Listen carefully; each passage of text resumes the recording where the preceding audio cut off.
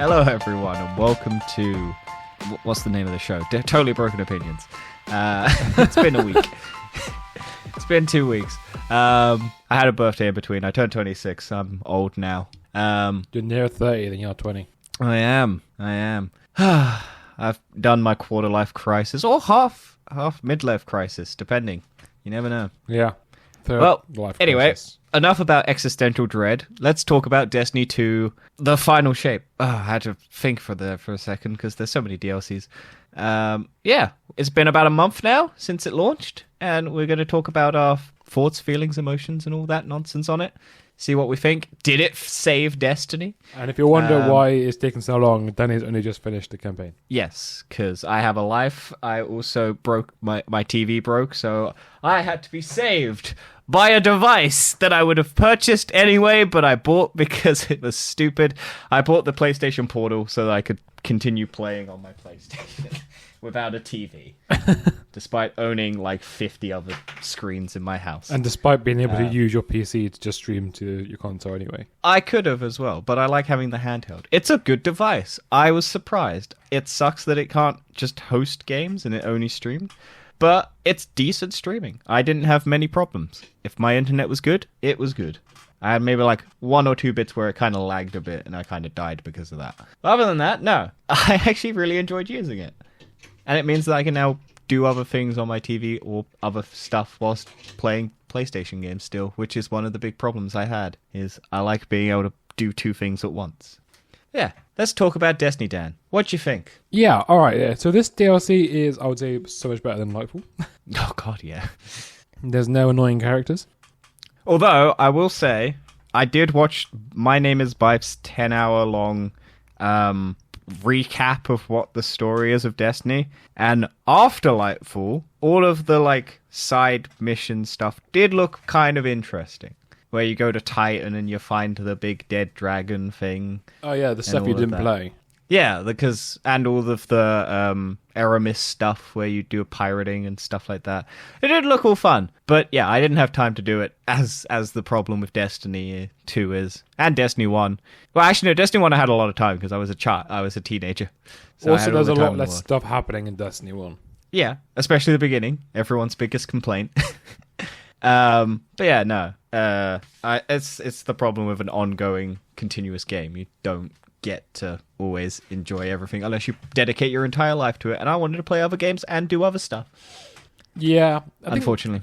For me, I still want to do more endgame content, and that's where I'm sort of struggling. I need to just go out and socialize online to find more people to play. I know. Gross. Because neither of us tend to do sort of raids and stuff. Mainly because I like sticking with our social circle. We don't have enough people, but no one wants to play. Yeah, I mean, and no one wants to commit. We don't even have 6 people we know own Final Shape. No, we do. Oh, yeah. That's the thing. People own the game, but don't own the DLCs or don't want to own the DLCs because of various money things, all of that stuff. It's understandable. It's a very expensive hobby to get into. Yeah. I'm glad it's over, to be honest. No more spending money on Destiny. Well, we'll see. Destiny 3 at some point. Well, yeah, but that's not going to be there for another 3 years yet. Yeah, I'll still find a way to spend money. But no. I do think we do know enough people, but we're just all having our own lives, especially being in your mid-20s. Everyone's doing stuff, socializing, having partners, all of those fun things. Not being on Destiny 2, playing other games, other multiplayer games, whatever. So yeah, we could go out and socialize more and find new people, but gross. Yeah, I mean, so yeah, we've not done the Salvation's Edge raid for this video. I haven't done many raids. I've done more raids than you. Oh yeah, I'm just saying I haven't. Yeah. I've only done mainline story stuff, so I didn't see the Witness raid or whatever it is, which I'm sure you're talking about. Yeah, it's called Salvation's Edge. But yeah, let's go into the story first. So, let's talk about the destination first. So this is the Pale Heart. Yep, which is inside the Traveler. I think it's really cool. It's a really unique idea of having a very linear destination. Yep. Because you can only go forward, basically. There's no sort of sideways paths off. Is that... Oh, yeah, that is what's happening, isn't it? I didn't Yeah, think so compared to other destinations, very typically the model, and it has been for a while now, is you have 3 zones, where like 3 different landing zones or different areas. Yeah. And then it'll kind of interact like a triangle. And I think that's been the same since... Oh my god, it's the Witnesses It's been the same pyramids and all that. since, I guess, the moon. The moon is the only one I can think of that's different from that model before Final Shape. Yeah, I don't remember the. I remember the moon, but my brain doesn't map it out as much as like I could. If we did like, I know there's GeoGuessr type things for games where you can do like Fortnite maps or Grand Theft Auto maps. If they did a Destiny 2 map, I'm pretty sure I'd get pretty decent at where the locations are based on like just an image. But That would be so that might cool. be over. I wish that was a thing. Destiny 2 GeoGuessr. yeah. Hey, look, anyone in the comments or know someone who does those things, do it. Because I don't fucking know how to do it. But yeah, you were saying? Yeah, so the location I think is very pretty as well to look at. It's like a different kind of art style. I like that it's a combination of a lot of things because it's a lot of it's kind of like Loki the end bit where it's all just stuff from everywhere else kind of just scattered across, but it has like different like massive eyes, big hands, all of these things. It's very interesting. Like it's got stuff taken from the world in it, and it's all just kind of scattered, and it kind of blends together. I like that style of things. Yeah, and I think they've done it a very good way. So instead of what I was worried about them just sort of copying assets over and just copying the whole map, they've redesigned everything, and it seems everything is more of in the style of, as opposed to just a simple copy and paste. Yeah, I think the main example of that is the starting location in Destiny 1, where you wake up and there's all the cars and everything. That's in it, but it's completely different, and it's got hundreds of other things, like hands climbing out from everywhere and all of that. And it does look very... I was like, oh, fuck, that's cool. Yeah, it's a genuinely really cool location. Gets to the last city as well. But also the other cool thing about it was it wasn't just about our origin, it was also to do with the Witness's origin, because the Witness was also sort of manifesting the area, which led ultimately to its downfall. Yeah, so that was the thing that I was... Because I played the campaign before watching that video. So my understanding of all of the motivation, I didn't realize that we'd found out about what the Witness was before that the DLC. Where you find out that he's a whole bunch of civilization, and that was what was revealed by the dragon in the water or whatever it is, and all of that, and that we had to go and... Again, not playing the game for a while because Lightfall really depressed me because they broke my entire character. That's what I was going to say. I love that they brought my favorite gun back. Yeah. And I'm an idiot because I forgot about it and then I had to buy the battle pass to get it straight away because I wasn't going to fucking wait. So I paid for the basic one, which is... I think I've done that... Like, I haven't done that for ages, but I was just like, oh, I'm cautious. So I'll just buy the standard one without all of the extras and all of the bonuses. And I'll buy it later on if I really enjoy it. But I did end up buying the battle pass just to get the Red Death immediately because I love it so much. It's such a good gun. I am now back to being somewhat invincible again. Well, well, for me though, it's got really shit because they decided to fuck over Titans. Yeah, well, you had it too good for too long. Because the trouble is now, especially to do with Titan and Hunter builds, both of them require punching of enemies. So you now have 2 classes on a fire team that are both competing to just punch every enemy they can find, because that's how they heal and stay alive. Which means it's really hard to stay alive when that's kind of in the combination.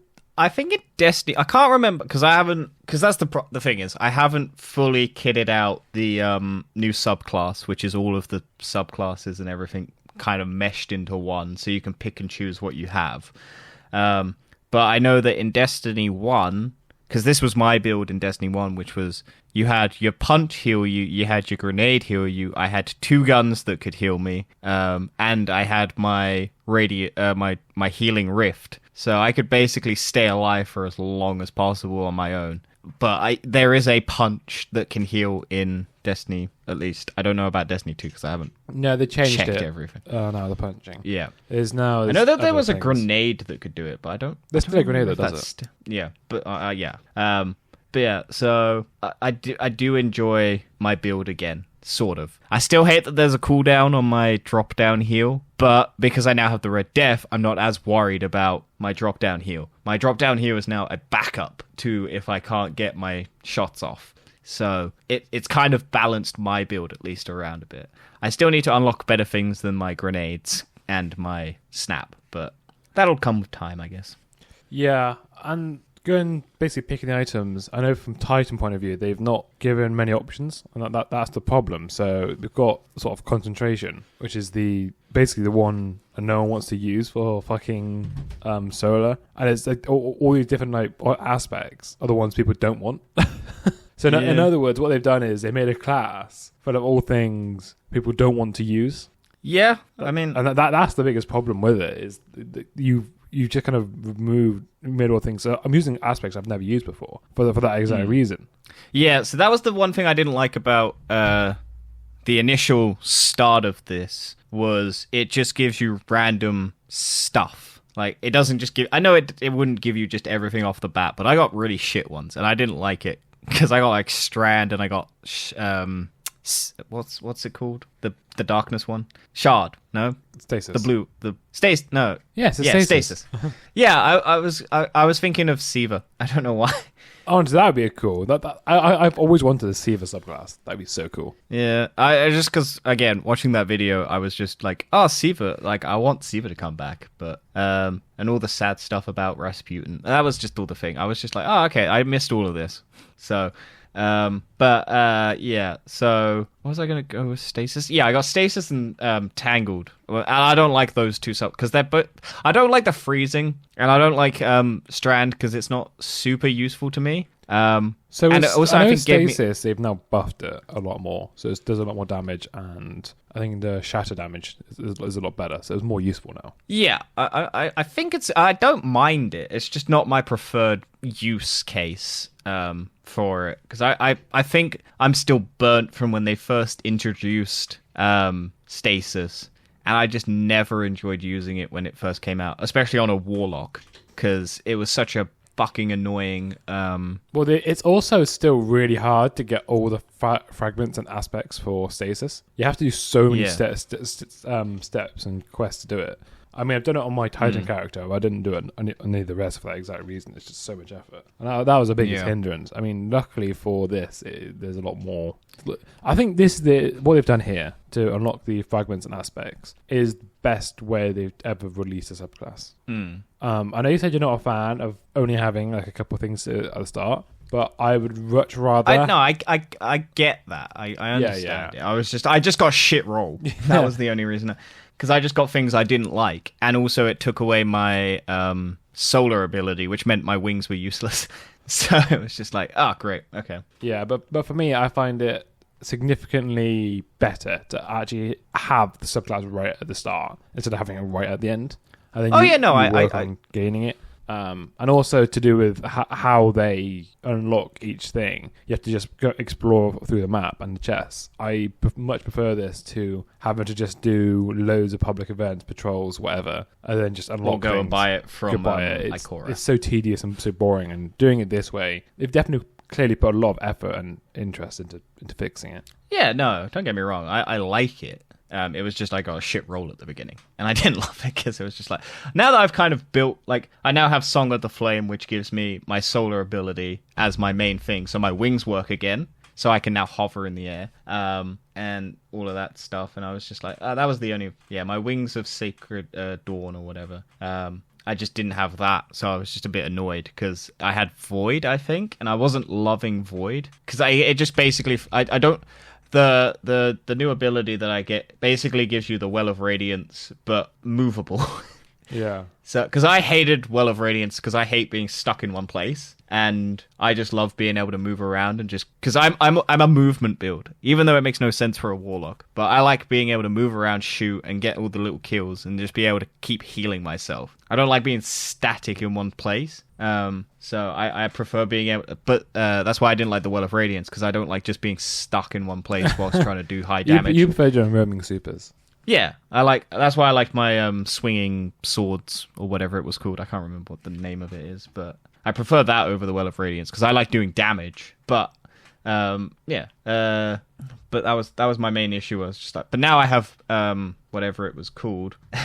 Song of Flame, which now is portable, basically, Well of Radiance. So it jacks up all your damage and everything, but you have healing and everything, and you get all your recharges and stuff, and everything just kind of works. And it makes me really strong. I can basically tank bosses until, like, it runs out.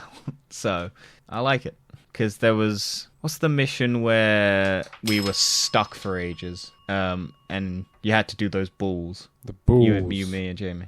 You know you have to shoot the things to get the shield, and then you have to. There was. You're in the middle of an arena. Yeah, I know what you mean. The darkness stuff. Yeah. Yeah, that mission.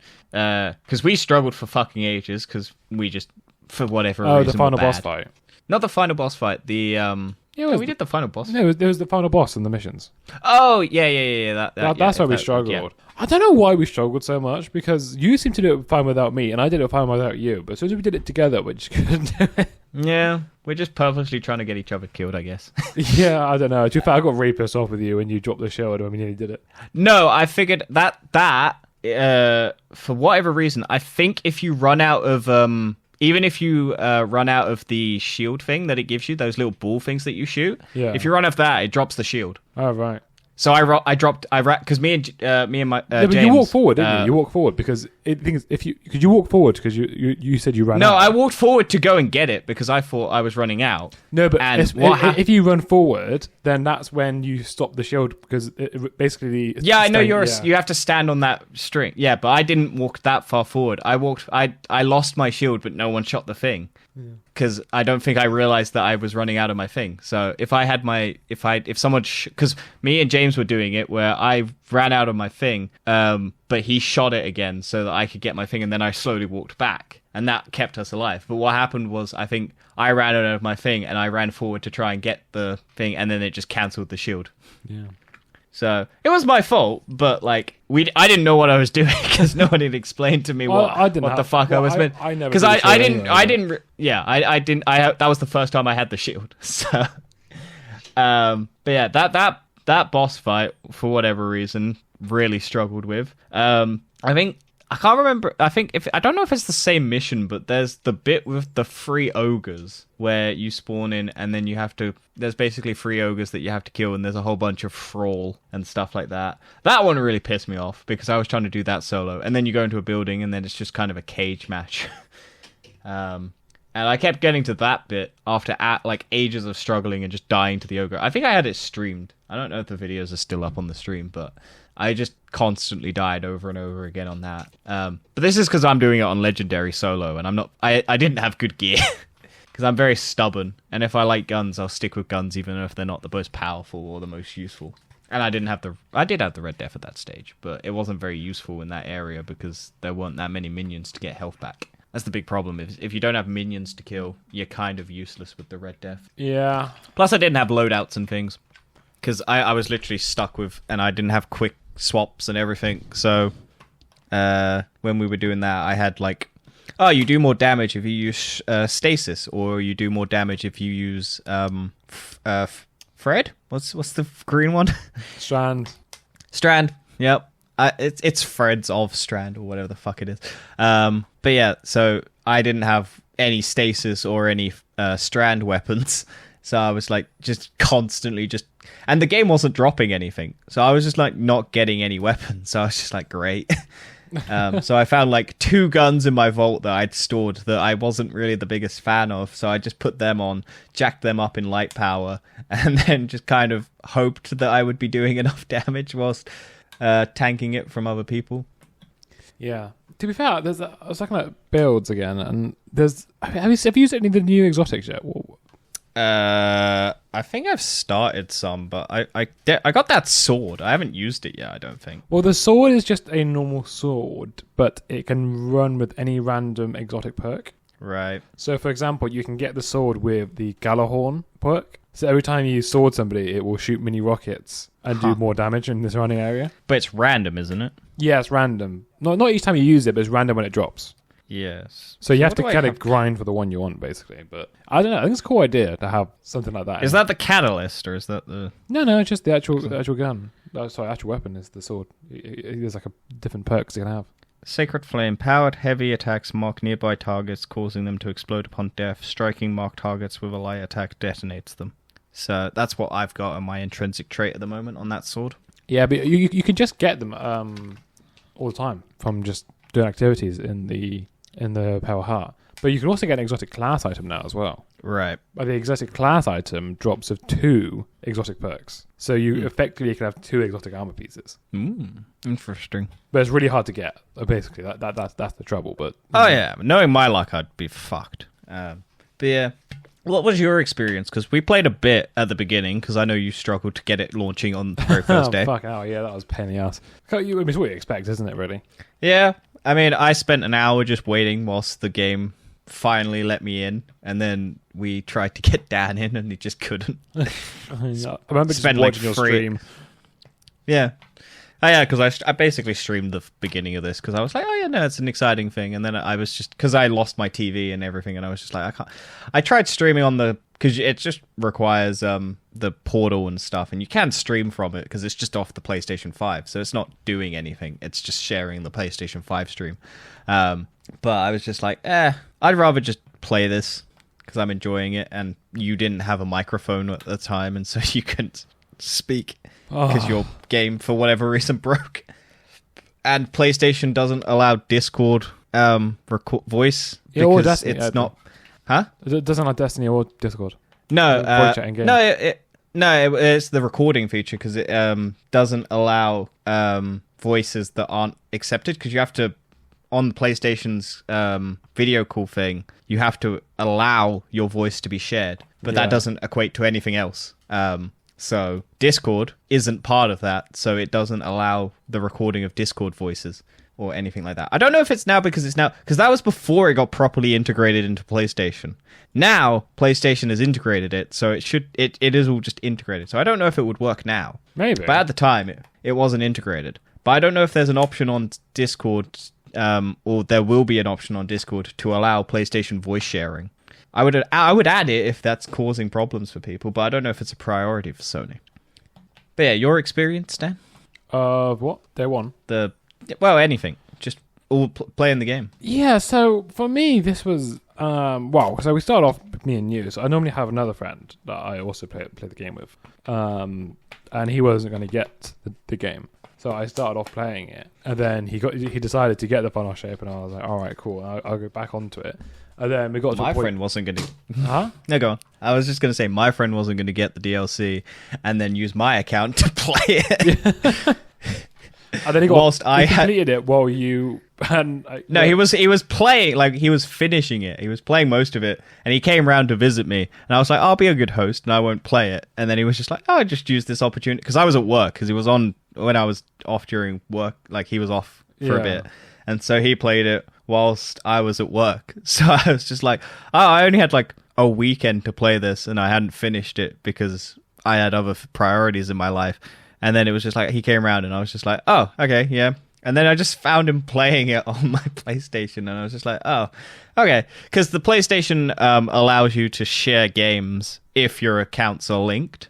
So his account is on my PlayStation, and if the other person has DLCs or extra stuff, it still shares across PlayStations. But when you go back to your console, if the DLCs aren't on the console and the account isn't on there that allows it to share, you can't play it. So he just came and took... Because he'd done it before, but I'd finished the other DLCs by that point. So it wasn't a big deal. Yeah. But it was just that it happened to be the week that it was just like the game had come out. And I was just like, oh, that's a bit scummy, dude. Like, you're finishing the game. Like, it wasn't a big deal. Like, I don't hate the dude or anything. It was just kind of funny because it was just like, oh, yeah, no, you're just finishing a DLC that I've paid full price for, and you're reaping the benefits. So I was just a bit like, I don't mind, but give it a week or couple. Let me finish it first before you do that. But yeah, you were saying about you and your friend. Yeah, so we were doing... So yeah, but we got to basically the same point you got at, and then your TV broke. Yep. So then we continued playing it, and then... but we actually took a long time to finish it. So we decided to essentially complete the story missions, and then do all the side quests first, and then did the exotic class item. Basically, we wanted to defeat the Witness as the last thing we did. Mm-hmm. So we did everything we could do before doing that, apart from doing the raid, essentially. Yeah, nice. But yeah, it seems like they've actually got like a fair bit of good content afterwards. Well, I've just started the Echo storyline or whatever it is. Yeah. Where Failsafe is back. I forgot about Failsafe. I like Failsafe. Well, the thing is, Nessus is actually such a cool location as well. I think it's one of the big... I think it is the biggest Nessus location. is one of my... Yeah, it's also... I really enjoy... I keep forgetting about it, though, because they just... I just don't like that they take away the locations. Well, they're not doing it. They haven't done that for a while. Yeah, I know. But that was my biggest problem. It was just like, they take away this thing. And I was just like, Nessus, And then you just kind of forget about it, because it's been so long since you play it. And they never took away Nessus. No, but I mean for like Titan and all these other things. But I was just like, there's not really anything to do on Nessus. No, but they have this time. And it seems now they're setting up for other things. And for these episodes things, what they actually are is these mini stories. They're not part of the whole overarching plot of the game.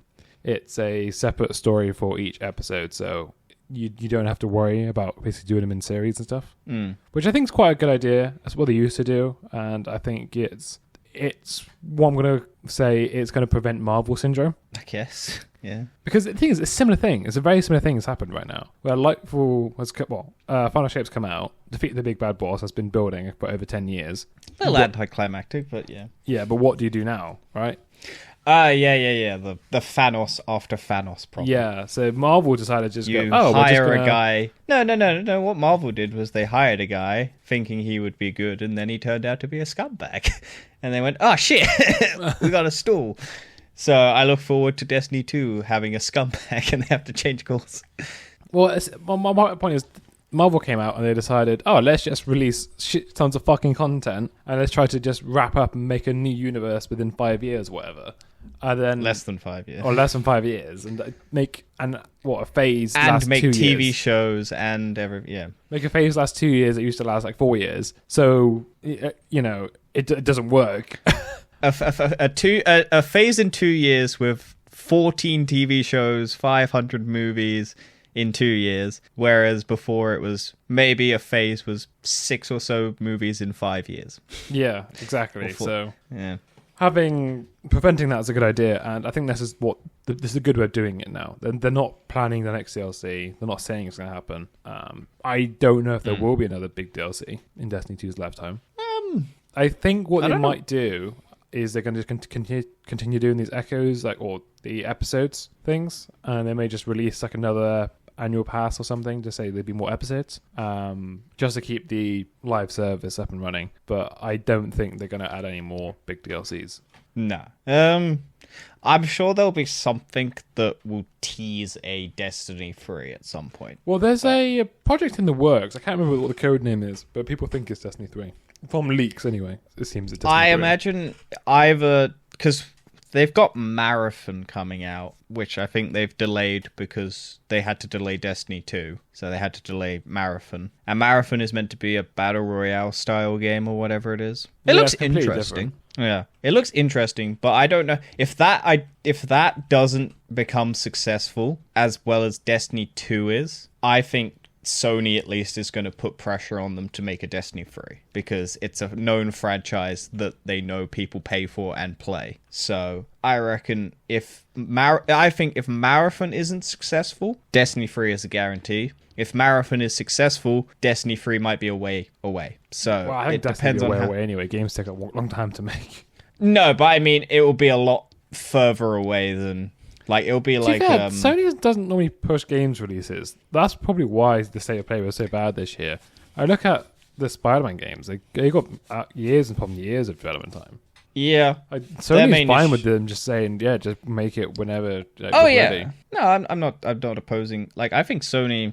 I know Sony... Sony has a lot of shit. There's a lot of shit with Sony. But Sony does make games, which is the main thing. Like, as much as people say, oh, Sony does scummy things and stuff like that, and they do, don't get me wrong. The biggest problem with Xbox was they just don't have games. They might have games in the future. Who knows how long for, because they'll shut down the studios, but whatever. Sony at least tends to build loyalty and doesn't just shut stuff down, I guess. I don't know.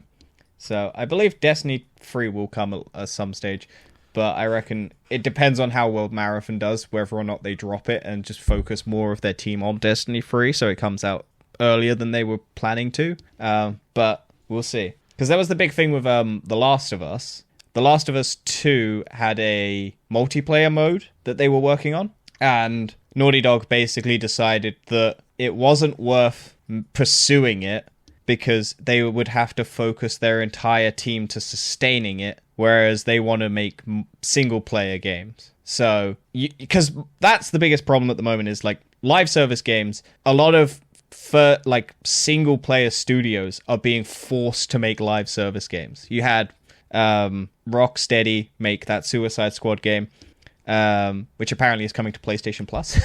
Yeah. Or no, it's coming to Amazon Prime, like the Twitch drop thing or whatever it is, this month. So you can get that for free, basically, so you don't have to pay, because that was a massive thing. You then had Square Enix, the studio behind the Tomb Raiders and stuff, like Crystal Dynamics having to make the Avengers game live service that didn't do very well and failed, because, like, you're taking these single-player studios and forcing them to develop an entire new subset of skills and hire hundreds of people, or, like, not even hire more people, but they're small studios, so they don't need loads of people to make, like, a single-player game. But multiplayer games, you need fucking hundreds of people to sustain them. You can't have, like, small teams. There was that Redfall game from Xbox that failed from a single-player studio. Like, they're just learning the wrong lesson. And taking studio... Like, I think Destiny came into... Because the reason Sony bought Destiny, like Bungie at least, was because they want to make a bunch of live service games. And they needed Bungie, who have done live service, to go and guide these studios that they're creating or have, like, decided to pivot to live service to support and show them how they should do it and what the downfalls and what the monetization and stuff should be and how not to do things and how to do things. Whereas I think Microsoft and all these other studios are just throwing these people into the ring and they're just getting absolutely demolished. Yeah. Because they're not used to it. They're not designed. They don't have the skill set to work on these things. And the management doesn't know what they're doing because they're only making single player stuff. And you got to have constant updates of content. And if your studio takes a long time to, like, craft a story and you can't wrap it out really quickly, then people are just going to get bored and turn away. And there's just an overcrowdedness of every game needs to be multiplayer. And people are just going to pick and choose one game. They're not going to go and do... It does feel like the gaming space is sort of dying a little bit. It's the same as the movie industry. It's just corporations are prioritizing. It's more that they are so afraid to take a risk on a new thing and not spend so much money. Because Marvel and all of these other studios, like, everyone's pumping millions and millions of dollars into these movies and games. Like, Sony's Spider-Man 2 cost like $300 million. Yeah. Which is insane. And they can't afford that game not to be a success. So they pump so much into it. And don't get me wrong, from what I've heard, and I'm sure you can attest, it's a fucking incredible game. Nodding doesn't help people, Dan. Sorry. Yes, yeah, it does. It is not a visual medium. Just nodding your head doesn't help people understand. I'm just agreeing with you. Carry on. Well done. So them taking these, like, big financial risks, they're afraid, like, if you took that budget and you gave it to, like, 50 indie studios and you just split that budget, some get some get a lot, just 50, and you throw 50 games at people. Some might fail, but you've spent so much less money, so you're not. And then one might get really successful. You might have a Fortnite in your mix. Like a game that you probably didn't think people were going to play, and then you just have like boom. Like Fortnite was originally a base zombie shooter game. Yeah, it was nothing like a battle royale. And then they put the battle royale in just to copy PUBG, and then that blew up. Like that was just like a side thing for them. They didn't know how successful that was going to be. People weren't buying Fortnite the original, and I don't think you can even play Fortnite the actual zombie shooter thing anymore. I don't think that's an option. I don't think the store. I don't know. I don't think I've never seen anyone do it. I don't think they even support it. I think they've probably just taken it away. Like, it's probably not a thing. I don't know. But, like, no one talks about that. They only talk about the Battle Royale thing that was a success because it was just circumstance. Among Us, you had, like, this small game that everyone played because of lockdown. And then it just blew up, made by, like, a small studio. Like, gamers are very fickle creatures. And so, like, all of these massive studios basically trying to get a piece of that pie by spending millions, and if it doesn't work, they just fire everyone. Yeah. None of the like higher ups who are the ones who are making these decisions get punished. It's just the people who are being told what to do. They like Redfall didn't want to make a multiplayer game. They would rather have stuck with the people who made Redfall, not Redfall as the studio. The people who made Redfall wanted to make a single player game, and they were begging ZeniMax to let them do it. And then when Microsoft bought ZeniMax, they wanted Microsoft to make the executive decision to not make it a multiplayer game and let them change it into a single player game. But Microsoft was like, oh no, we'll just let them do that. And then after the game came out, they were like, oh yeah, no, we're not going to shut down the studio. Guess what they did? They shut down the studio. And it's like, oh great, okay. And then you have Tango Gameworks. They made a very successful just side project, and it made it won awards. It made like Game Pass like an actual viable thing for people because they were like, oh, this is great, because it was just on Game Pass. It was the whole point of Game Pass. Small games, or like games people can just experience. And it did very well, very successful, got a lot of awards. And then Microsoft went, oh, all that success? Fuck you, we're shutting you down. Doesn't make any sense. But anyway, back to Destiny 2. I was going to say, this is a massive...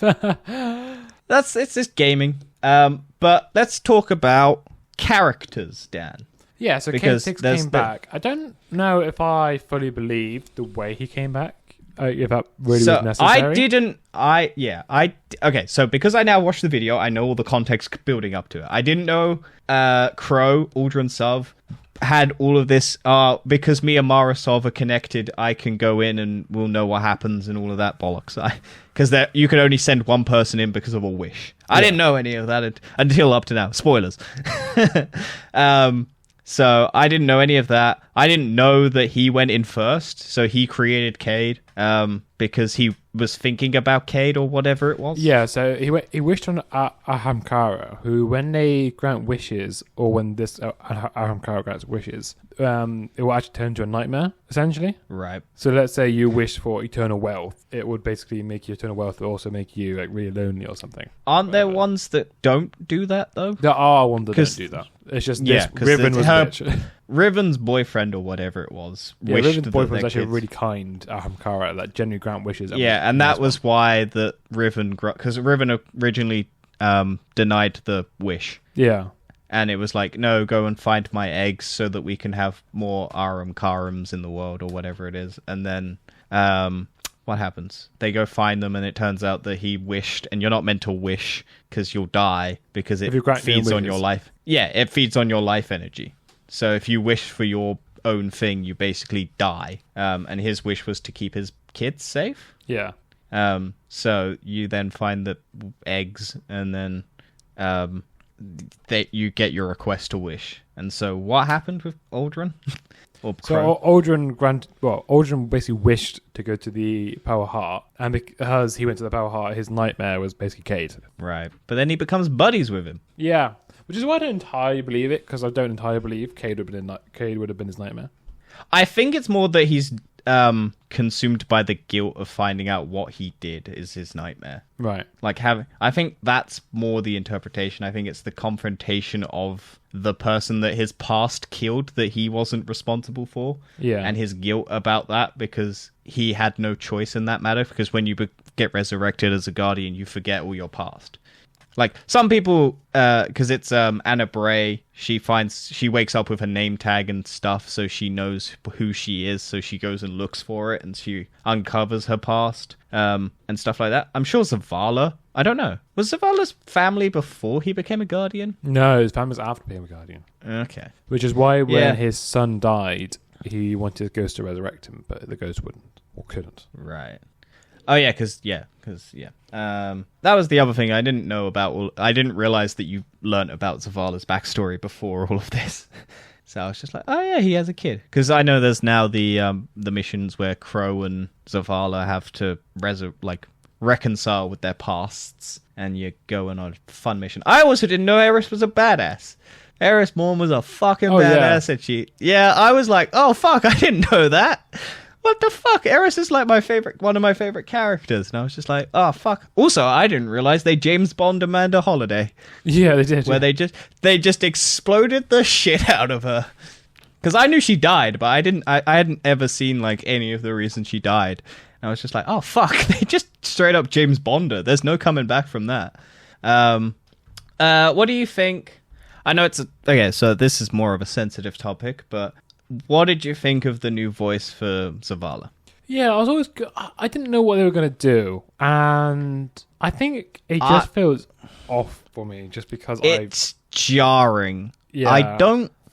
I think it's it's hard, because unfortunately Lance Reddick passed away before this came out, and so they have to recast the voice. I'll try and I can't remember who the new voice is. I think he was the same guy who does the president in Rick and Morty. Yeah, let me just find. He's been in a few things, the voice actor, and Keith David.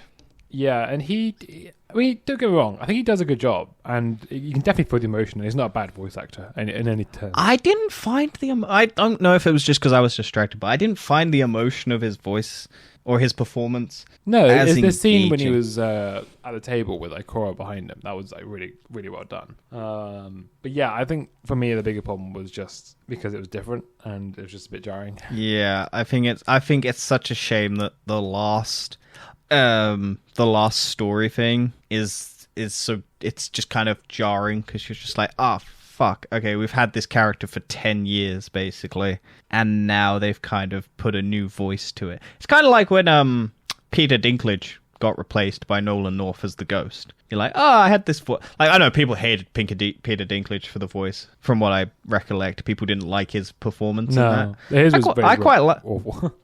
I didn't mind it. Like, I don't mind. I like Nolan North more, but I didn't hate Peter Dinklage's performance. I think people were just like, he seems bored. And I was like, I get that, I guess, but whatever. I think it was also because I guess he was busy. I don't know. Or he was just like, he didn't realize the commitment he was going to do to it, because he was up and coming, I guess, at the time, because it was around Game of Thrones' height of popularity. Yeah. Because it's 2014 Destiny 1 came out. 2014, yes, it was. Yes, because I turned 16, 10 years, because that was the first 16 game I bought for the PlayStation 4. It was the game I was most hyped for. But yeah, so I liked Zavala's story, I guess, but I think because I didn't have the backstory, it didn't emotionally resonate with me as much. No. I think that's the big problem, for me at least, is that the story relied on stuff that I'd missed, and that's the big problem with it's not their storytelling that is at fault. I think it's just the realities of the game it's just got to the point now it's too much. It's like Marvel. If you started from a Marvel movie now and you didn't watch any of the backstory, you'd have no fucking clue what's going on. Like, it is 10 years of movie telling, like even longer now. It's like 12 years of movie telling for Marvel. 13 years, 14 years. 2008. 2008, yeah. 17 years. Yeah. 17 years of storytelling. 16 we don't years. know how to do maths. 16 years. We don't know how to do maths. Nearly legal. But yeah. So you try and pop someone into that story. Like, someone going to watch the new Captain America movie or whatever, or Deadpool, for instance, and they don't have any of the backstory of even all the X-Men stuff. Like, I want to know, like, someone who's not watched anything going into Deadpool 3 and going, what the fuck is this? What's the TVA? Who are these characters? What is happening? Because they're bringing in stuff from, like, potentially Daredevil. Like, all of this stuff is potential. There might be the Daredevil movie with Ben Affleck. There might be, like, the original X-Men movies. There might be some Marvel characters that just doing everything, potentially.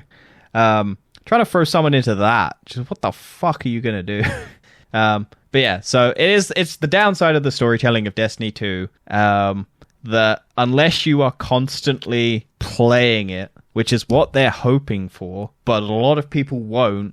Like, a lot of people only come in for the Avengers movies. Yeah.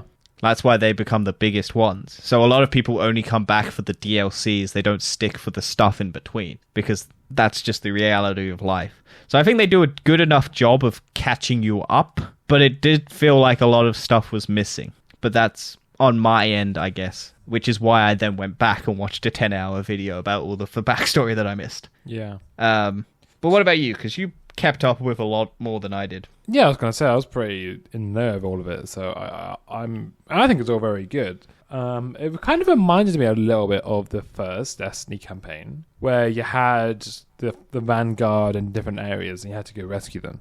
Yeah. I also now understand, because they tie it back into the Black Garden and stuff like that. I didn't know that. So I was like, oh, what's the Veil? The Veil is... The Black Garden is a failed attempt at the Veil. Yeah. Which I was like, oh, that's cool. That's an interesting throwback to the first Destiny and all of that stuff. Yeah, the thing is, the Vex are one of the things that are, I guess, the least explained in Destiny. Well, they're from the future, Dan, so we don't know what they are. Yeah, and I think going forward, the Vex will be the bigger thing. Yes. Which is why I think Echoes is focusing on Vex at the moment. Yeah, well, Echoes focuses on Vex, but then we've also got other ones on Hive. I'm hoping they do Xivu Arath at some point. Yes. Do you know who Xivu is? I remember who that is. I know the name, I don't remember who it is. The sister to Sabathun. Yeah, and okay, Oryx. yeah. The god of war. Because she doesn't die. Okay, because this is me trying to remember a video that I watched a couple days ago. Very sleepy as well. So Savathun basically requests that we kill whatever her name is, the god of war, and we then what was the story? She wants to come back because we need Savathun because she knows how to get to through the Veil, right? Well, Savathun was needed to basically take care of the witness. Yeah, because she knows how to get in there, doesn't she? That's why she needs to come back. No, Savathun. The Savathun never came back through us. What? Didn't Savathun? Isn't it part of the Salvation's Edge raid or something? Savathun coming back? No, because Eris Morn brings her back. Because the ghost brings her back, but then Eris Morn kills her because she's got the Guardian. She's got the ghost. Yeah. So she's dead. That's why the ghost runs off. The ghost comes back saying, "Hey, look, because we need Savathun because she knows the location or how to get into the witness, into the traveler and all of that. She knows a way. That's how you get to Riven and stuff because she knows about some. I can't remember. She knows something, and that's why the ghost requests that you go kill the God of War. And then you can't kill the God of War because you're not powerful enough. So Eris Morn takes on the role of whatever. So she needs to get built up. Hive God. Yeah. Because how it works is they have their servants, whatever, they pay tribute by doing things. So each of their minions basically make their god stronger. So then Eris Morn becomes our Hive God, essentially. Every time we kill Hive, it makes her stronger. Yeah, but then it turns out that because we're going to continue on a path of war, we're feeding into her, the god of war, so she'll never be defeated unless we can get Eris more powerful quickly, but because she's being fed on the war, she's becoming too powerful and we can never catch up. So they bring Savathûn back, and Eris Morn kills her and gets all of the stuff that's from her past, powered her, and then she bans Savathûn, or the God of War, right? She bans one of them, but as Savathûn comes back and we get what we need, basically, because the ghost resurrects her, but the God of War gets banished, doesn't? That's what happens, right? Yeah, she gets trapped in an eternal something because Eris Morn becomes so powerful, but then she loses the power because she burns through it so quickly, trapping her. So yeah, that's what I was like. This is me basing it on a video I watched. This isn't me playing it. All right, enough about the story now. Let's go on to some other things quickly. Pathfinders. What do you think of Pathfinder? Which one's Pathfinder? Pathfinder is the replacement for bounties. Oh, I don't think I've done any.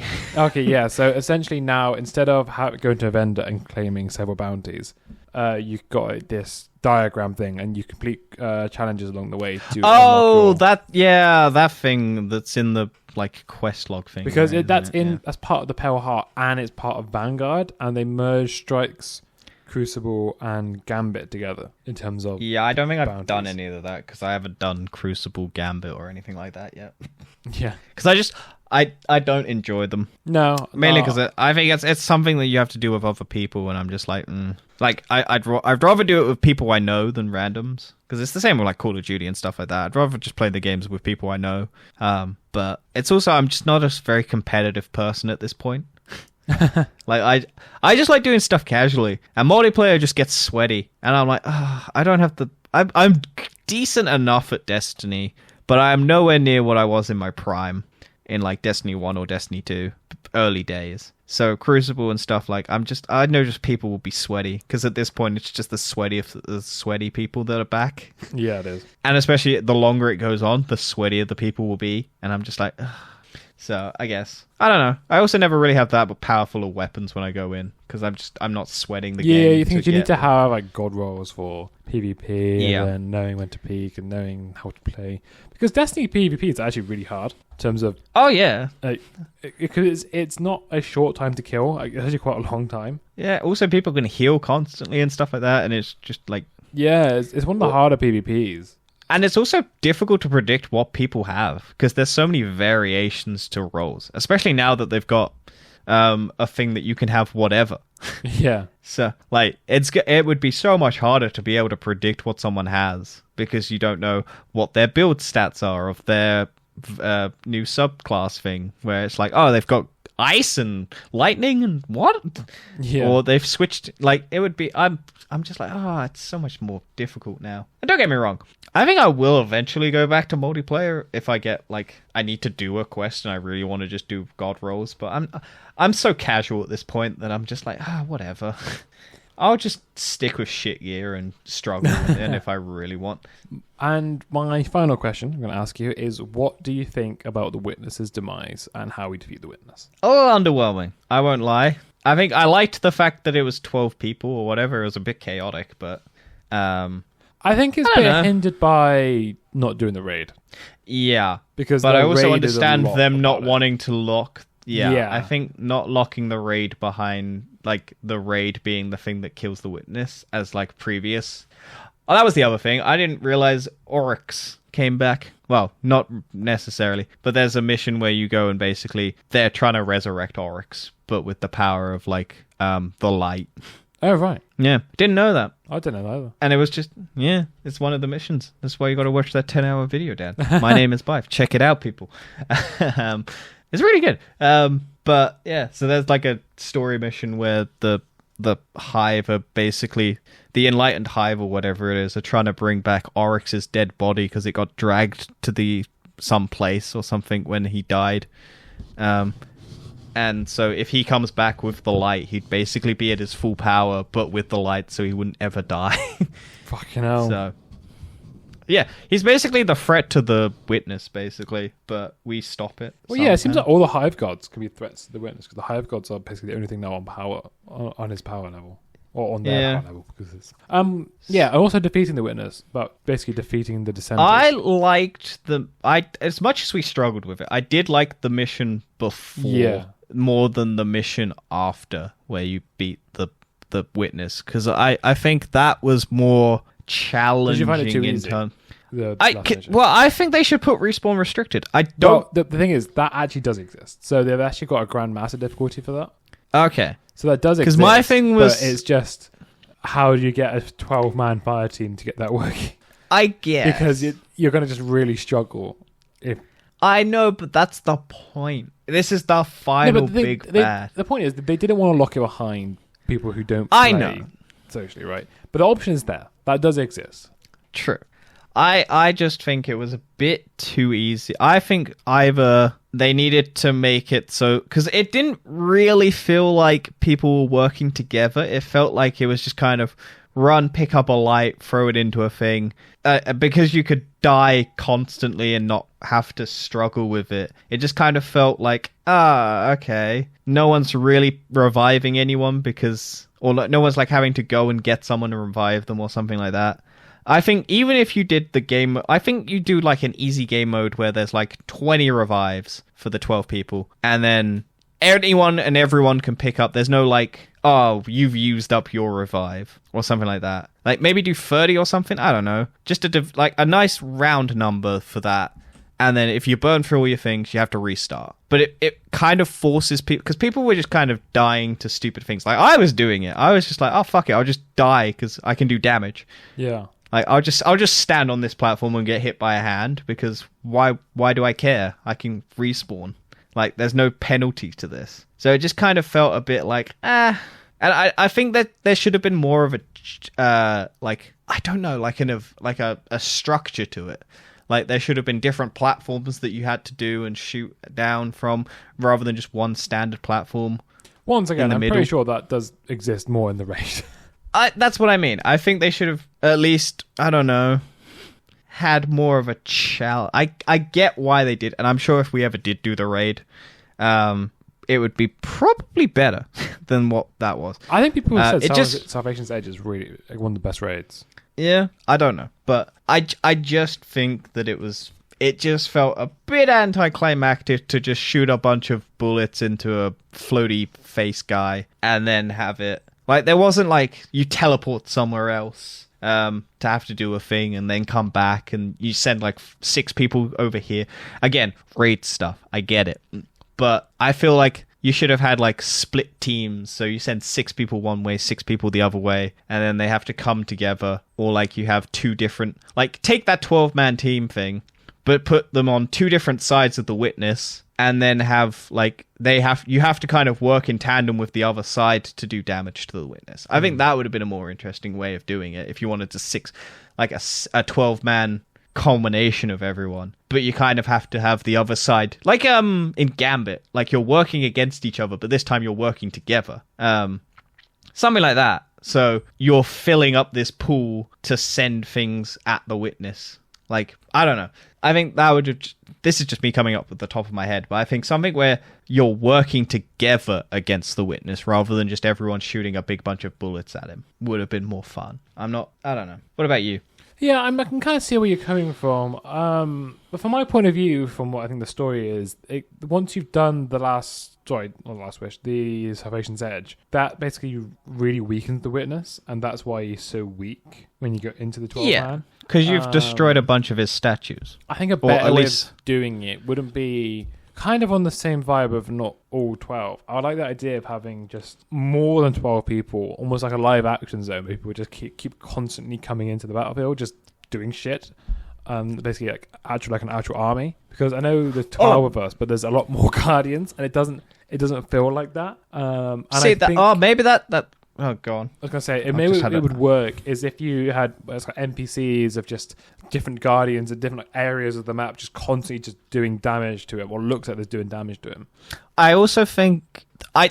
it's stupid, but So what I was going to say is, I think, because you teleport into the area where the Witness's statues are, I was going to say, I think what you like a 2 opposite sides thing, I think you on one side should be unlocking how the other team opens a portal so that they can go in, and then it switches to the other way, so that team then has to make the way for you to be able to go in, and you can then go and destroy the platforms, rather than everyone just getting kind of dumped in and everyone getting a sword and everyone just running it all at once.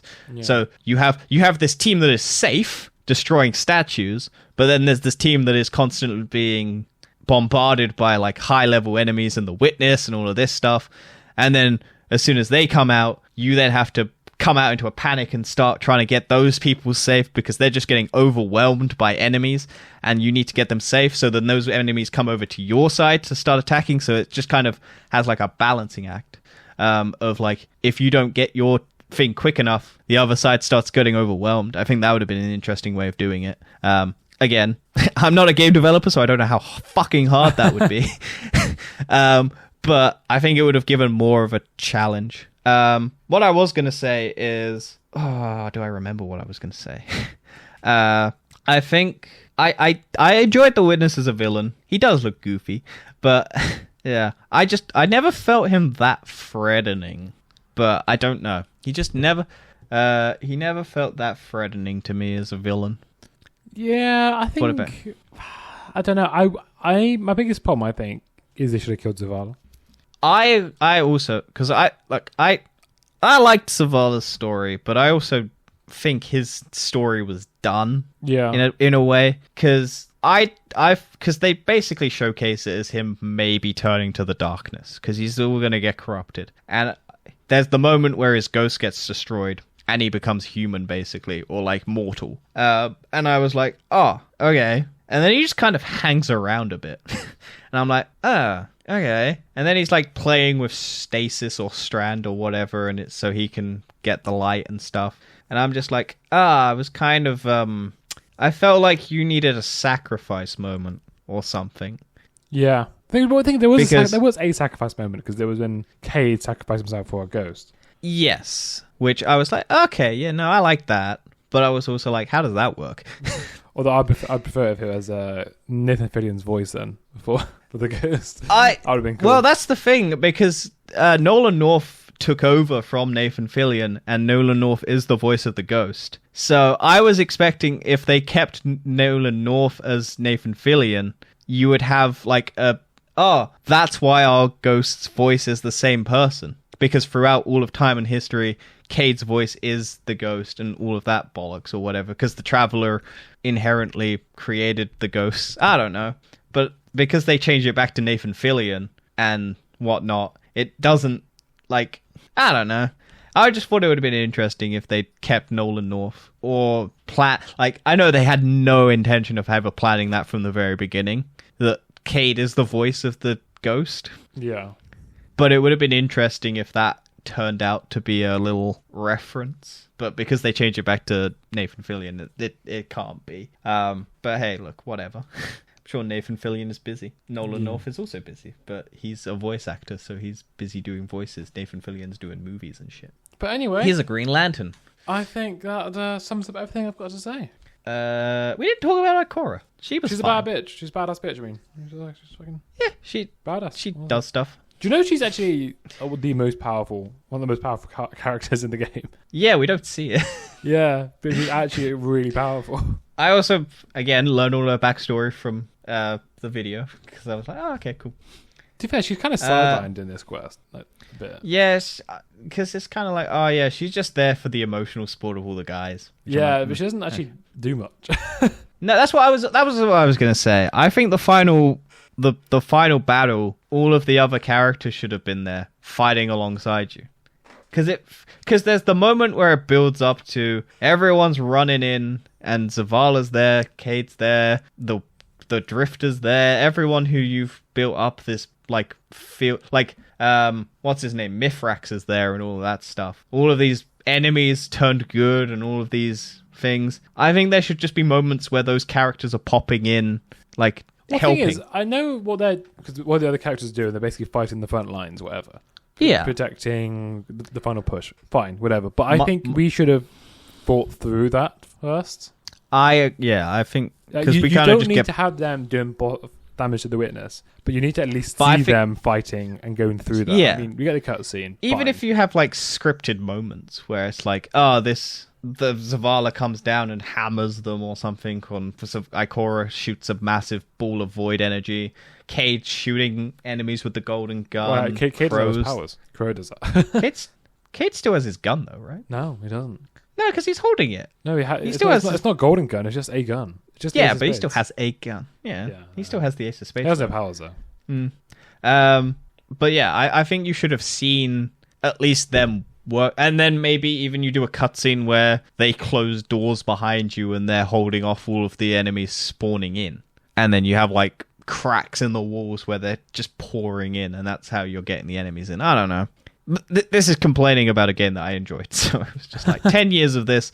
I'm like, this was satisfying enough for me for 10 years worth of build up. Yeah, and it was always gonna be hard to.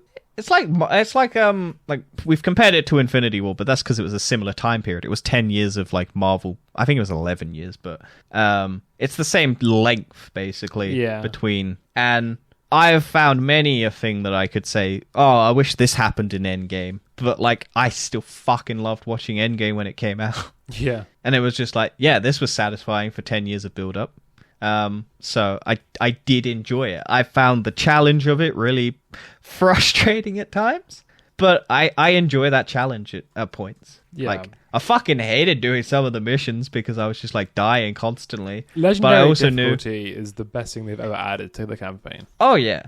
I was tempted at times, but I'm like, no, I will never not do Legendary because I ain't no bitch. It's like people who complain about Dark Souls being difficult. Like, no, it is a skill thing. Or it's like there are ways of doing it where you can lower. If I find it difficult, just don't play it. If you like, it's annoying to go, oh yeah, you shouldn't be able to play a game because of its difficulty. And there are many reasons why easy modes and high like difficulties. But I don't say anyone can't, like, anyone who doesn't like the challenge, play the standard mode. Go for it. I like the challenge a bit because I find it more fun. Yeah, but I have no problem with people playing the standard mode. Dark Souls is kind of a different thing because the entire point is the challenge. But I also understand because like there's the accessibility thing of like you just want to pick up and play. I know there was a huge discussion around Elden Ring's new DLC and it being too hard for people, and then them lowering the difficulty, and people got very upset and very vocal, and it was just like, no, there's reasons why they've done this, and there's reasons why having easy modes and stuff like that is whole thing, because there's I think there's a industry standard for like what considers like a disability and stuff like that, and it's like there's a whole list of like different things that can be considered like disabilities in the sense that people can't play the game, not in terms of actual disabilities people have. So I think one of them is like having a kid is a disability to being able to play the game, because you have to go and focus on your kid at points. So having an easy mode where you can just go, or a pause button, that's an accessibility feature because it allows you to not have to have the game playing so you can go do something else in the moment. That's an accessibility thing. Or like it's a very complicated. Alana Pierce is a person who covers it and has like an accessibility game show, award show and stuff like that. She's someone who works on like God of War as one of the writers and stuff like that, and is like a very big activist of disability and stuff like that in games. So check her out. She's great.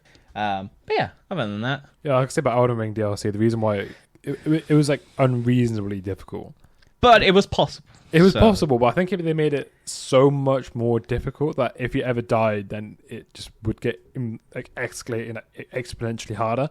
But that's the challenge of Elden Ring. I know that's a challenge, but I think even people who liked Elden Ring were like, okay, this is a bit much. Yeah, but it always gets blown out of proportion and stuff like that. And I'm sure there were people who were like, well, I played it on the original version and I got to beat it that way. I think people have beaten that game on a banana.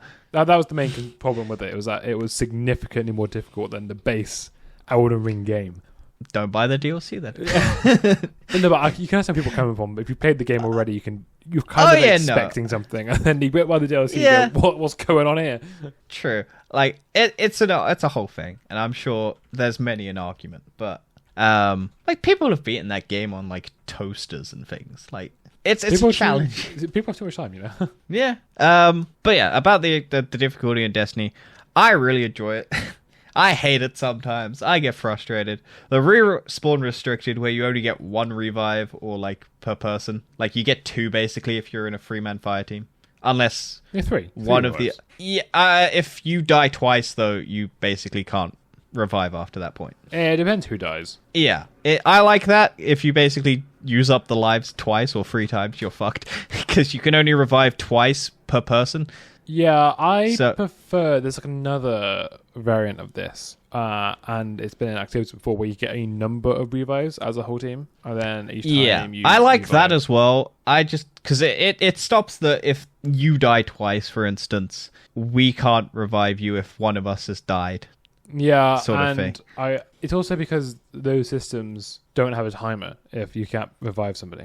True. I like the timer though. It puts pressure on people. Oh no, but it makes it way more difficult. But the point is, if one person dies, and everyone basically goes out. Whereas the other system is, if one person dies, it's just the cat be revived, and someone else can still finish it. Basically. Yeah, I agree. I think that's a good point. But I kind of like the timer because it punishes. It just makes it more difficult. Makes it a lot more harder. Oh yeah, that's the reason we struggled for so much is because once someone lost both lives, it's just like, well, we can't revive you. Yeah, that's used. Like if the same person dies twice, you're fucked because I also one of you. think it's a lot more difficult with 3 than 2 for that exact reason because it's you. If you got basically one person dies twice, it's the end. Can't. Yeah, but the thing is, I know you do have that on 2, but it's kind of like it's a bit different.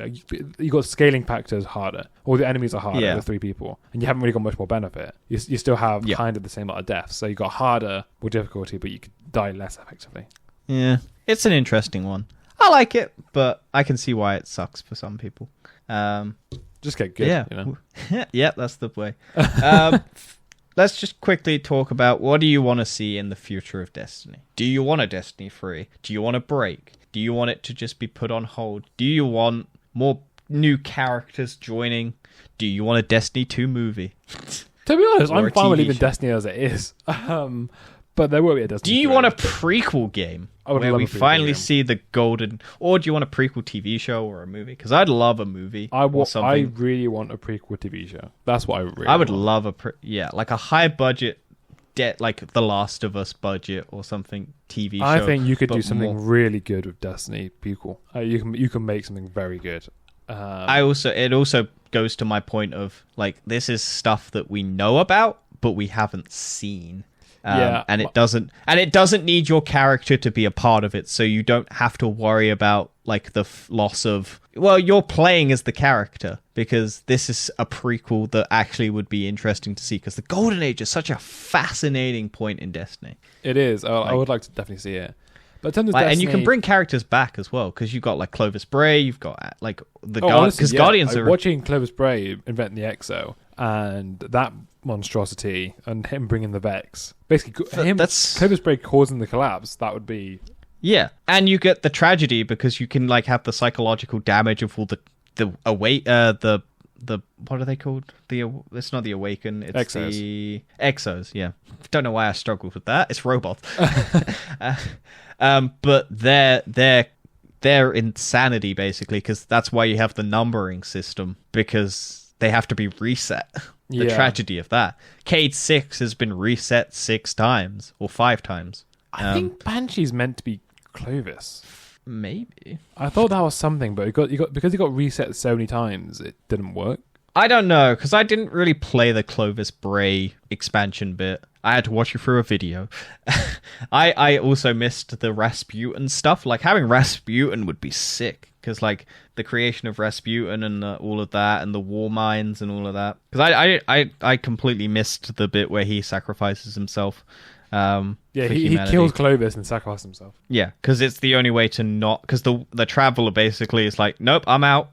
And then because of Rasputin's sacrifice to kill himself to stop the war mines being turned on the Traveler to destroy the Traveler decides, no, humanity is worth saving or sticking around for and saving. Yeah. So that's why the Traveler doesn't leave, because the Traveler always runs away from, like, the Witness and Challenge. And they're like, no. So literally, Rasputin is the reason why we are alive. essentially. And I'm like, oh, god damn, I love Rasputin.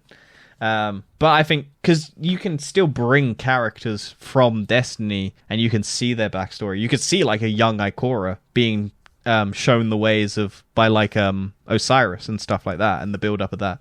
And the disappearance of Osiris and all of that. There's so much you could do with the backstory of Destiny if you did something like that. And there's so many cool characters that you've not seen in Destiny yet that are Tales. Like you could follow one of them.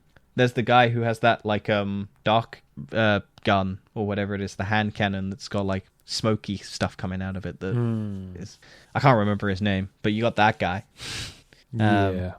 I think in terms of Destiny 3 as well, you've still got stuff to do with the 9. Yeah, I forgot about that. That was the thing. I was so funny whenever I saw that stupid fucking horse, because I was just like, oh yeah, there's a fucking horse in this game.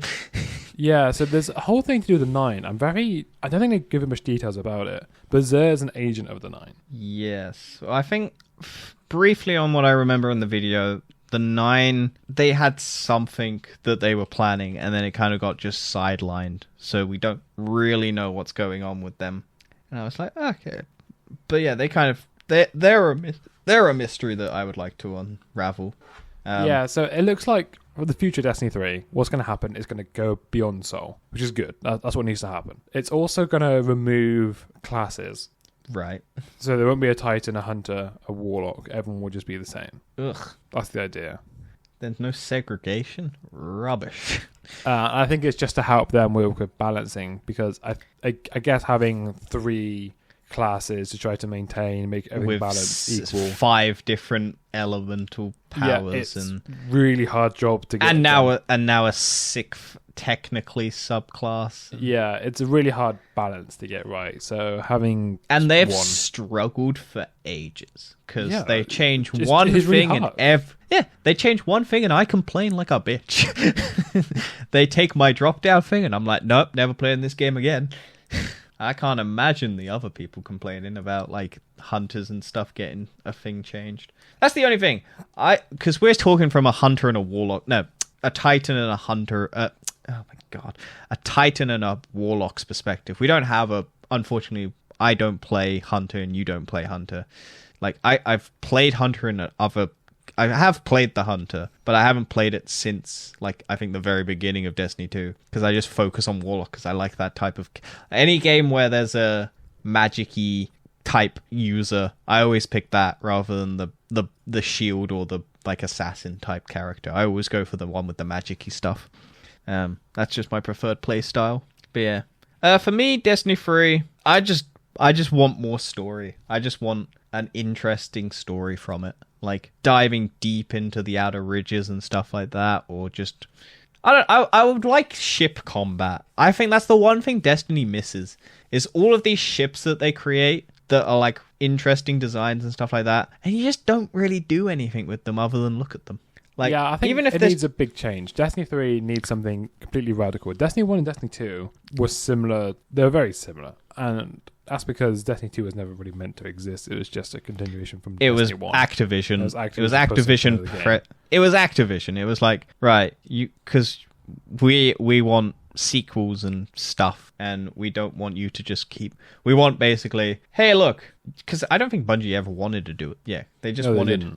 They wanted to continuously work on the game, but Activision was like, no, we can just keep selling a new version of it. And then when Bungie left Activision, that's why we didn't get a Destiny 3 for ages. Because when did Destiny 2 come out? It was like 4 years after? When was the initial release date of Destiny 2? Yeah, so 7 of those years has been Destiny 2.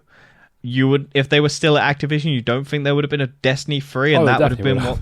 Yeah, but that would have been... Destiny 3 would have been probably around Witch Queen around then. Yeah, I was going to say Witch Queen would have probably been Destiny 3, and then after this we'd probably get a Destiny 4 at that point. But the only thing I wish is Bungie allowed there to be a single player or at least free player extension of all of the story, where it's just the story chronologically, where all of the story stuff you could just play as a separate thing to Destiny, like the multiplayer like side of Destiny.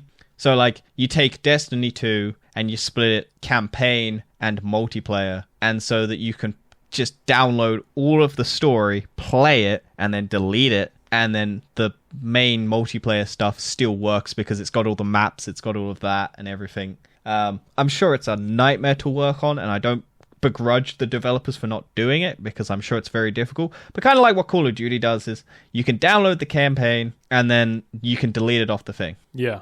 But like it's only the campaign stuff. So all of the maps and everything are just in the base version. So you have all of the... But the biggest trouble with Destiny, though, isn't necessarily the campaign taking up space. It's the destinations, which is why they removed them. And you can't do this. It's not the same thing you can do. That's why I'm saying I'm sure it's very difficult. But I think what you have is the main part of Destiny is the locations and stuff and the multiplayer aspect. So like, or even if you just take the multiplayer stuff and put it into its own thing. So you have all the because the Crucible and Gambit are their own separate maps and stuff. So they're not like you go around the entire planet and stuff. So you take those, you have that as a separate download. So if you don't really care about playing them, you're not having all of that I don't think they ever would, though, because the Destiny and Bungie like everything to be coherent. So that's a lot of the story quests are so reliant on doing just some kind of vanguard or killing guardians. That's what I mean. So I understand. I don't begrudge. Really. I just think there needs to be a way of being able to play all of the past story. Other games, because I think other games do it. I think it's just because my biggest problem is that once a season ends, it's done. If you hadn't played that season, you can't really go back and play it. There's maybe 1 or 2 missions that you can play at some point in it. There's just no, like, I would have loved to have gone back and played, like, the Aramis stuff and the pirate stuff, or that mission where you have to go and stop Oryx being reawakened. And I'm sure that is possible in the game, but for new people, how the fuck do you coherent? Like, there's no that backstory. Like, it's not like Marvel movies, they get rid of Iron Man whenever. So if you're like, you can go back and watch all the Marvel movies if you want that context. Whereas Destiny, you're kind of reliant on the internet and videos to go back and like a lot of casual people aren't really that invested to go back. And so they're not really going to know the story. And that hinders your ability to tell the story that you want that gets people emotionally invested. And that then hinders your ability to keep those players there. I think they just need to I think now that it's done, fuck the file size. Just put everything back in. Like, just allow that 400 gig file size and then whatever. I know it's stupid, but like, Call of Duty can be 200 gigs and people don't care. They hate it, but I think people are kind of willing at this point for a multiplayer game to have a file size that's large. Yeah. So I don't know. Like single player games. Yeah, internet speeds are getting faster. Storage are getting bigger. It's getting more capable now of having bigger games, and that's a better way of doing it.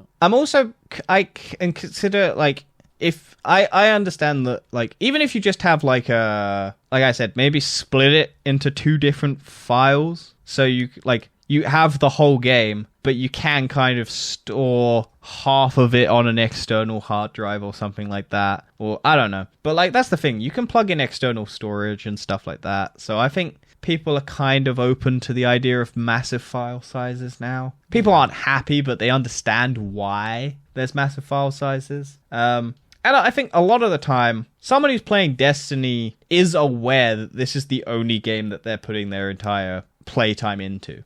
Because it's like, okay, I'm going to play Destiny. I'm not going to play Call of Duty. I'm not going to play these. That's the thing. Live service games, you kind of just tend to pick one. Yeah. So, like, you're not like playing Destiny 2 and Warframe at the same time. You might be. There's people who can do it, but people don't have the time in their lives to be able to do more than one sort of game like this. So I think the people who are committed to Destiny would love it, and it would bring back some life to it. I'd love it because it means I can go back and play those missions that I didn't do. And I think now that the game's over and you've had that main story, I don't see why you wouldn't put all of these things back in to just give new people the chance to play the whole game, because you've basically had your celebration run. Everyone's finished your story. Why not give, when new people buy the game or get it for free because it's a free-to-play game, but you have to buy all the DLCs. But if people buy the DLCs, like the past ones, like what were the original ones? The first 3 that came out when Destiny 2 launched, like the one on Mars, the forest. Yeah, it was Curse of Osiris and the Warmind. Yeah, all of that stuff. You can't play it because you purchase that DLC and it's not there. No. Like, you'd only get the maps for multiplayer, I imagine. But even then, I'm not sure they're still in the... That's what I mean. So it seems pointless to not have that story. So, because that's a big point. It's just like, oh, you're missing all of this story unless you played it when it came out. And it's just, I just think that at this point, if Destiny 2 is done and they're not adding much to it at this point, they're going to add incremental things. Just give the whole story to people. Let new people come in, still pay for the DLCs, but have the whole story there. I think it's silly to not have that full story there. It's just a shame because it's such a good story. And having chunks taken out of it because you want file sizes to be small, it's not happening now. They've already said they're not removing more content. That's what I mean. So add content back in. They probably will. I mean, I'll probably recharge you for it. I mean, I've paid enough money, so I'm like probably at this point $2,000 on Destiny stuff. So who knows? Anywho, it's been a very long episode. But this is one topic that we can all agree on that we both enjoy talking about. So, like, I think people know that we are the people who like Destiny, and when we talk about Destiny, I think our 3rd episode or something like that where we were together is us talking about looter shooters and how much we like this game. Yeah. So I think this is the one that we can spend a long time on, and you can probably tell in our voices how much we are passionate about it. I hope so. Hey, look, if people are willing to sit through a 10-hour Destiny 2 video, they are happily willing to sit through maybe an hour and a half to maybe an hour and a bit extra. Depends on how much we cut out, video or audio. But thank you for listening. Live long and prosper. And yeah, we hope you enjoyed. Tell us your thoughts on Destiny 2. Did you love it? Did you hate it? What's your super? What's your loadout? Do you like the Red Death or do you think it sucks? Because I will fight you on it. It sucks. Good gun. No, it's the best gun. I love it. I was so sad. That was the one thing I hated about the original when Destiny 2 came out. It was like, all the guns that we had weren't in it. And I'm so sad it took 7 years for them to bring it back. Yeah, it's back now.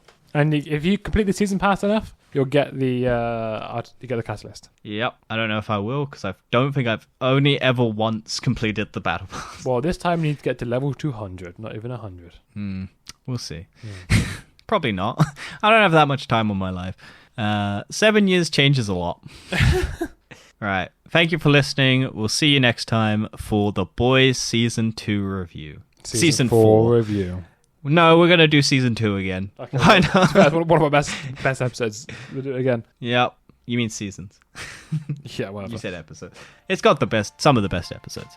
But yeah, Season 4 of The Boys. Come check it out. And then either after that is Deadpool or Ministry of Ungentlemanly Warfare. We'll see which ones we can get to first. Bye-bye. Bye.